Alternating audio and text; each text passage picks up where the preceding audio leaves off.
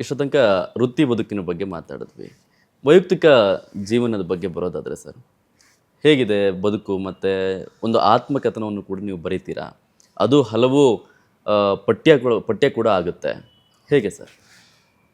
ನಾವು ಒಂದು ರೀತಿ ನಮ್ಮ ಅನುಭವಗಳು ಒಂದು ರೀತಿ ವಿಶೇಷವಾದದ್ದು. ಅಂದರೆ ಹೀಗೆ ಆರ್ಥಿಕವಾಗಿ ಏನಾಗುತ್ತೆ, ನಾವು ತುಂಬ ಕಷ್ಟಪಟ್ಟಿರ್ತೇವೆ.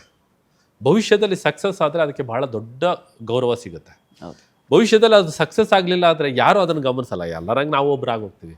ನಮ್ಮ ಈ ಜೀವನದ ಬದಲಾವಣೆ ಇದೆಯಲ್ಲ, ಈ ಬದಲಾವಣೆ ನನ್ನ ಹಿಂದಿನ ನನ್ನ ನಡೆ ಇದೆಯಲ್ಲ, ಬಾಲ್ಯದಿಂದ ಇಲ್ಲಿ ತನಕ ನಾವು ಗುಡಿಸ್ಲಲ್ಲಿ ಇದ್ದದ್ದು, ಮನೆ ಕಟ್ಲಿಕ್ಕೆ ಒದ್ದಾಡಿದ್ದು, ಓದ್ಲಿಕ್ಕೆ ಒದ್ದಾಡಿದ್ದು, ಹೊಟ್ಟೆಪಾಡಿಗೆ ಒದ್ದಾಡಿದ್ದು, ಇವೆಲ್ಲವೂ ಕೂಡ ಏನೋ ಒಂದು ನನ್ನ ಮನಸ್ಸಿನಲ್ಲಿ ತುಂಬಿದಂಥ ಅನುಭವಗಳನ್ನು ಇಟ್ಟುಕೊಂಡು ಒಂದು ನನ್ನದೇ ಆತ್ಮಕಥೆ. ನಾನು ಸಾಮಾನ್ಯವಾಗಿ ಮಕ್ಕಳುಗಳಿಗೆ ಒಂದು ವರ್ಕ್ಶಾಪನ್ನು ಮಾಡ್ತಿದ್ದೆ ನಿರಂತರವಾಗಿ. ನೀವು ಶಿವಮೊಗ್ಗದಲ್ಲಿ ನೋಡಿರ್ಬೋದು, ಒಂದು 10-12 ಸಾವಿರ ಮಕ್ಕಳಿಗೆ ನಾನು ವರ್ಕ್ಶಾಪನ್ನು ಮಾಡಿದ್ದೇನೆ. ಬೇರೆ ಬೇರೆ ಜಿಲ್ಲೆಗಳಲ್ಲಿ ಮಾಡಿದ್ದೇನೆ. ಏನಪ್ಪ ಅಂದರೆ ನನ್ನ ಕಾನ್ಸೆಪ್ಟ್ ಇಷ್ಟ, ತುಂಬ ಸಾಧನೆಗೆ ತುಂಬ ನಾಲೆಡ್ಜ್ ಬೇಕು ಅಂತಿಲ್ಲ, ಛಲ ಇರಬೇಕು. ಛಲ ಇದ್ದರೆ ಏನು ಬೇಕಾದ್ರೂ ಸಾಧಿಸ್ಬೋದು.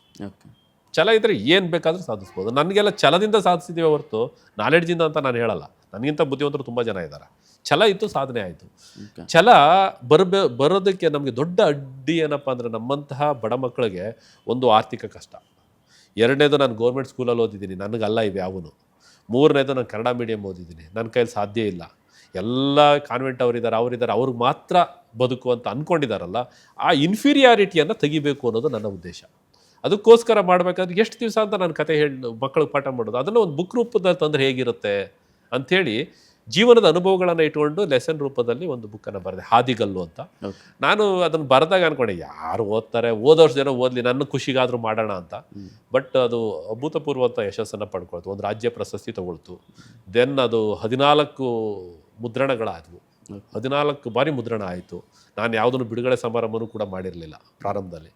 ಆಮೇಲೆ ಅದರಲ್ಲಿ ಒಂದು ಲೆಸನ್ನು ಮಂಗಳೂರು ಯೂನಿವರ್ಸಿಟಿಯ BBMಗೆ ಒಂದು ಕನ್ನಡ ಸಿಲೆಬಸ್ ಆಯಿತು, BScಗೆ ಸಿಲೆಬಸ್ ಆಯಿತು, ಶಿವಮೊಗ್ಗ ಯೂನಿವರ್ಸಿಟಿನಲ್ಲಿ BComಗೆ ಸಿಲೆಬಸ್ ಆಯಿತು.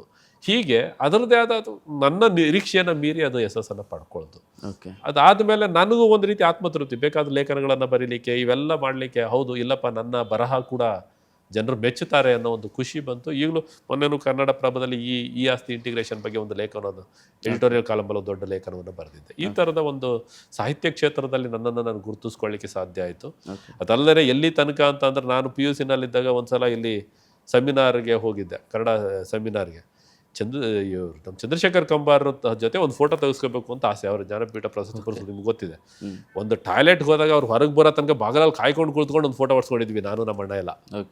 ಆದರೆ ಈಗ ಎಲ್ಲಿ ಅಂತಂದರೆ, ಅದೇ ಚಂದ್ರಶೇಖರ್ ಕಂಬಾರರ ಪ್ರತಿಷ್ಠಾನದ ಅಧ್ಯಕ್ಷರಾಗಿ ಕಳೆದ 2-3 ವರ್ಷ ಕೆಲಸ ಮಾಡಿದ್ದಾನೆ.